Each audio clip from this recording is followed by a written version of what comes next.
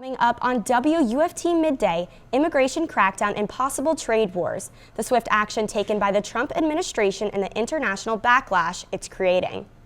Plus, making a major change in your diet, why dietitians are saying act now to remove red dye products from your everyday meals.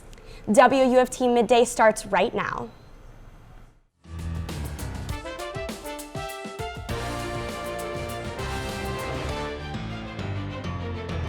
Watching WUFT Midday.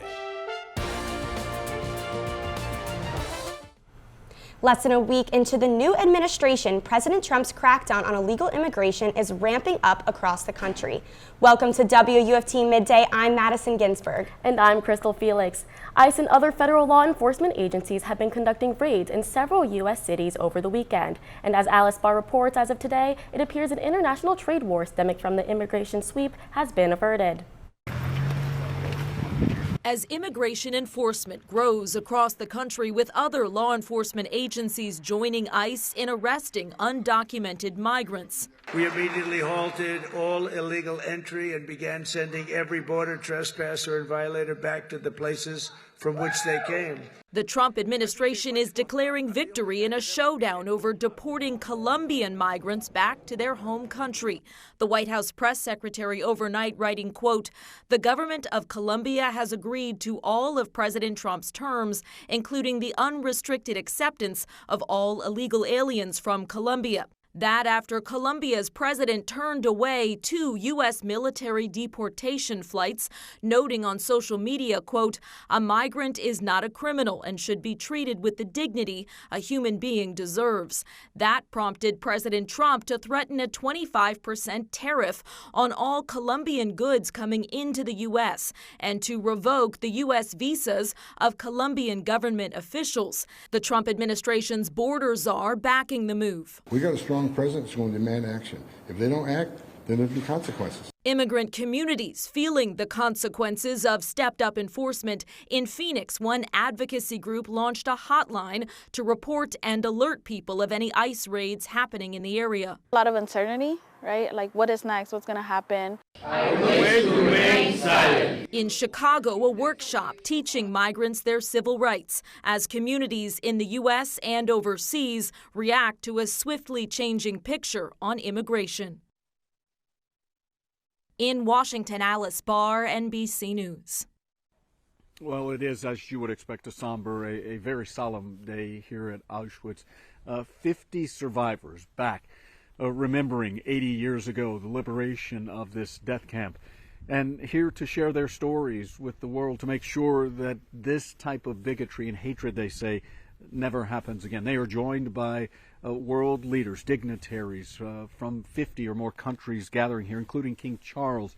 But during the ceremony today, you don't see any of the politicians or the leaders stepping to the podium to speak. On this day, that is a privilege that is only given to survivors to share those stories, and their voices are fading. There are not nearly as many survivors as we've seen in the past, and they are driven to be here to tell those stories, to give those firsthand accounts of the horrors inside this camp, but also to make sure that future generations can learn from what they experienced and what they are sharing. But they'll also be very quick to tell you that they come here as well to honor the memories of those who didn't have the chance they had to walk out of these camps, didn't have the chance at a full life as they have had. They say that it's important to remember those who died inside these death camps. Here in Auschwitz, over 1,200,000 or more of those children who were murdered inside this camp. So that is what drives so many to come back on the 80th anniversary of the liberation of Auschwitz. That's the latest from here at Auschwitz. I'm Jay Gray. Now back to you. It is a stark contrast from a week ago when temperatures struggled to get out of the 30s and 40s here in north central Florida. UF meteorologist Maxham joins us live in the weather studio, tracking the much-needed warm-up and how long it could be sticking around. Yeah, it's definitely warming up. We've got 30s and 40s for our early morning lows and just barely in the 30s early this morning. We are starting to see the turnaround.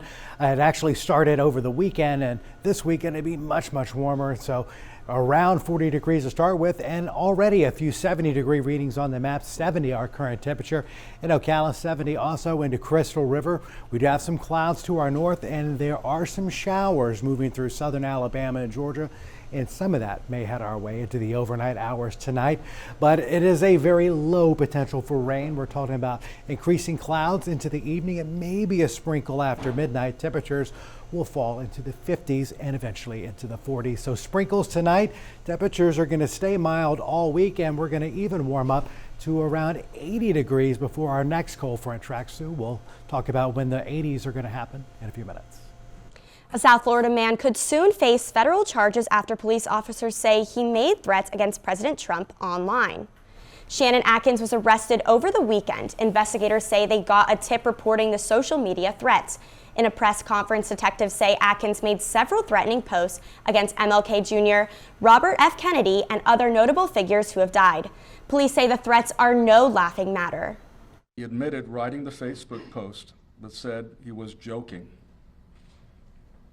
Folks, this is not a joke. Nothing of that sort is a joke. We notified the Secret Service. They're looking at this case, and they'll make a determination if federal charges are going to be in play. Shortly after Atkins' arrest, groups of supporters began to call for his release on social media using the hashtag #FreeShannon. The Florida legislature will meet today in a special session called by Governor Ron DeSantis. While the legislature is constitutionally required to convene after DeSantis called the session, leaders refer to this one as premature. The governor remains tight-lipped on the session's future discussion, but wants lawmakers to help carry out President Trump's immigration policies. There's a lot of, complex ideas and nuances and things that have to be fleshed out and consider the implications, all of which cannot be done on a Monday morning. It's not. So I really don't know specifically what would be on special session. There have been heightened activity when it comes to raids of documented and undocumented people. The governor has also taken a strong stance against illegal immigration and will likely move to get tougher on that reform, something lawmakers on the other side of the aisle are not yet on board with. There's just certain things the governor says sometimes that are just legal fiction. The state of Florida cannot and will not deport people. We don't have the means. We need to rent ships. Other issues DeSantis wants lawmakers to take up include making changes to the state ballot initiative process and providing hurricane assistance. As of this afternoon, no bills have been filed for the special session, according to the Senate website. After a trip to Turks and Caicos, one South Florida couple brought home something out of this world, literally. SpaceX was conducting a massive flight test in Texas when the couple was celebrating a friend's birthday on the island. Not sure of what they were witnessing, the couple thought they were maybe viewing a meteor shower, standing in awe of the light show it created. They soon witnessed the rocket come apart as the debris fell into the shore. Elena Zavitt and her husband found 2 pieces of debris from the Starship and were shocked by this once-in-a-lifetime experience. First, we heard the sound, so we weren't sure what was happening. We looked up in the sky, and we saw what we thought was a meteor shower. And it's nothing we've ever seen before or experienced. After showing her souvenir on social media, Zavitt had people bidding for the pieces of rocket. But for now, the couple will keep the debris of the spacecraft as their prized possession. Volunteers will begin to survey unhoused people in North Central Florida this week, and city-county leaders help with this year's endeavor. The annual point-in-time count measuring the scope of homelessness begins Tuesday, and volunteers are asked to meet at the United Way tomorrow morning. The North Central Florida Continuum will conduct with the survey by mandated the U.S. Department of Housing and Urban Development. The survey aims to provide information to help better serve the unhoused population. Vice President of Programs Jacob Torner says Gilchrist, Levy, and Bradford counties will be missed in last year's survey. This year's volunteers will help to close that data gap. We're really excited this year to have great coverage in those 3 counties that I mentioned, and to ensure that we have the data we need so that during 2025, we're taking action that's effective. The City of Gainesville website lists resources to help those experiencing houselessness, which include Grace Marketplace and the Community Resource Paramedicine Program. A live briefing will be held to discuss preliminary data from the first morning of surveying at noon Tuesday. Neighbors in Gainesville are invited to the 2025 State of the City address Wednesday. Stop by at the Cade Museum on January 29th at 10 a.m. to hear Mayor Harvey Ward discuss Gainesville's progress in city goals and initiatives, including economic developments of East Gainesville and downtown. The address will also be live streamed on the city's Facebook page and on air on Community 12 TV. The 6th baby box in Florida will be blessed in Ocala today. These baby boxes give parents a way to surrender their baby anonymously and safely. The dedication will happen at the Marion County Fire Rescue on Southwest 6th Avenue. That's just a few blocks away from Pine Avenue. The last safe haven box to be dedicated was also in North Central Florida and Newberry last year. Organizers say there are more than 300 of these boxes across the country. Since 2017, organizers say 55 infants have been safely and legally surrendered in one of these boxes. We are following a breaking story just into the WUFT newsroom. Gator men's basketball coach Todd Golden's Title IX investigation against him was just dismissed. In a statement from Golden's attorney, he says a university in Florida informed him of the dismissal. We told you last year about the investigation uncovered by the independent Alligator detailing harassment allegations. We will continue to work on details of this developing story and bring you the latest tonight on WUFT's First at 5 on Channel 5. As we mentioned a few moments ago, we're finally enjoying some warmer weather. Taking a live look outside during this lunch hour, you can see a beautiful skies and traffic running smoothly from our Paynes Prairie DOT camera. Let's get over to UF meteorologist William Maxham with your full weather forecast. Yeah, things looking a lot better weather-wise with a return of warm temperatures. We're back up into the upper 60s and 70s. If you were up early Saturday morning, the temperature was 22 degrees at the Gainesville airport. That was the coldest of the week and the coldest of our stretch of cold weather that we have for the entire week.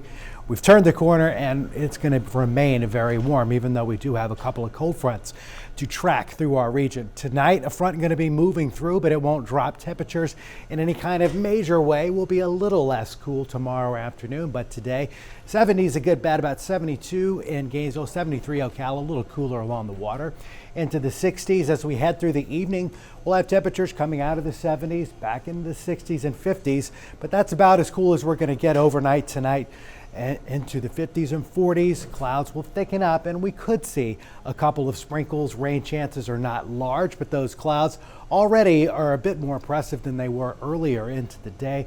Expect to see clouds pretty much with us for the first couple of hours tomorrow, and a slight chance of a sprinkle. We'll see a change in that wind direction as the cooler air moves our way. We've got a wind out of the south at about 10 to 15, some higher gusts today, light north winds come our way tomorrow. We'll wake up around 50 degrees, but as I said, tomorrow's temperatures not going to be exceptionally cold. This is a very weak system. It's moving through in the next 24 hours. Behind it, just a brief return to some northerly winds, and we're still fairly comfortable. Maybe not quite as warm as it was today or will be today for our Tuesday. We're still going to be very close to that 70-degree mark, and over the next several days, we'll see an increase in temperatures each afternoon, back up into the mid-70s as we wrap up the work week. However, a cold front will be headed our way as we get into the weekend forecast. That'll drop temperatures just slightly. We're going to deal with a sprinkle or two on our early Saturday morning, but no big deal there. We're still going to have no problems making it back up into the mid-70s. That weekend forecast, really the only time period where we have rain chances, and that's really early Saturday morning. So weekend looking generally dry, and we'll move up to 80 degrees, but a very modest drop in temperatures over the weekend. Still very comfortable and into the 70s next week. It's a synthetic dye that will no longer be allowed in food, beverages, and medicines. Last week, the U.S. Food and Drug Administration banned the use of red dye 3. However, manufacturers have about 2 years to remove the dye from foods. But as Mandy Gaither reports, experts say you don't have to wait to eliminate the substance from your diet. It can be found in candy, cakes, even some medicines. Red dye number 3 is all around us, but experts say it may be harmful to our health. Last week, the FDA revoked the authorization for use of red dye number 3 in foods, beverages, and ingested medicines, but the agency is giving food manufacturers until January 2027 and pharmaceutical companies until January 2028 to reformulate their products. But you don't have to wait until then to slash the substance from your diet. Zumpano recommends avoiding all synthetic dyes, not just Red 3. Since the dyes are added during processing, she says to eat whole foods instead. She also says to watch out for beverages because dyes can hide there too. Finally, use an alternative like fruit or vegetable extracts that can be used to color foods for a special occasion. For Health Minute, I'm Mandy Gaither. Economists say consumers should expect to continue paying high prices for eggs for at least the next year. A price outlook from the USDA estimates egg prices will increase about 20% this year. That is compared to about a 2.2% for food prices in general. Government data shows the average price for a dozen eggs was $4.15 last month. According to the Consumer Price Index, that is about a 36% increase from last December. The high price is being driven by the ongoing bird flu outbreak as well as inflation. If you have to spend money to make money, Meta should be rolling in it soon. CEO Mark Zuckerberg said his company plans to spend up to $65 billion this year, expanding massive data centers needed to power artificial intelligence. Meta is betting big on AI to power algorithms across its products like Facebook, Instagram, and WhatsApp. Zuckerberg also said Meta plans to continue hiring significantly to help develop AI. Starbucks is rolling out some changes starting today, including a tweak to its iconic name. Starbucks will now be known as Starbucks Coffee Company. The chain is also bringing back policies taken away during the COVID-19 pandemic. Milk and sweetener stations are back, and baristas will turn to handwriting customers' names on cups using Sharpies. In addition, free refills on some orders will be available to all paying customers, a perk that was once reserved for loyalty program members. And Starbucks won't let anyone hang out or use its restrooms without making a purchase. Now let's get over to WUFT's First at 5 anchor Jessica Nitty with a look at what's coming up next on First at 5 on Channel 5. Coming up on First at 5, marking the 80th anniversary of Auschwitz. You'll hear from a survivor on the attacks who is speaking today in Gainesville. Plus the latest on legislation targeting academic freedoms, how some of Florida's educators are uniting against what they say is censorship. And an update on today's special session will bring you the latest on what lawmakers are discussing. Before we go, one last check on the weather. Yeah, we're looking at temperatures into the 70s today. Will be just a touch cooler tomorrow, but I mean that, just a touch. We'll be into the upper 60s with maybe an early morning sprinkle. No big deal there. On Tuesday, temperatures rise up a little each day through the rest of the work week, peaking on Friday. Then another weak cold front comes through, brings us a slight chance of a few showers into the start of the weekend, but no big drop in temperatures. All that cold air is going to stay well to our north as we bring in the new month of February. Temperatures are going to be well above average into next week. Look at that average, 68. We're going to be above that every single day. Thanks for joining us for WUFT's Midday. We're back here tomorrow for another edition. We will see you later today for the First at 5 on Channel 5. Have a great afternoon.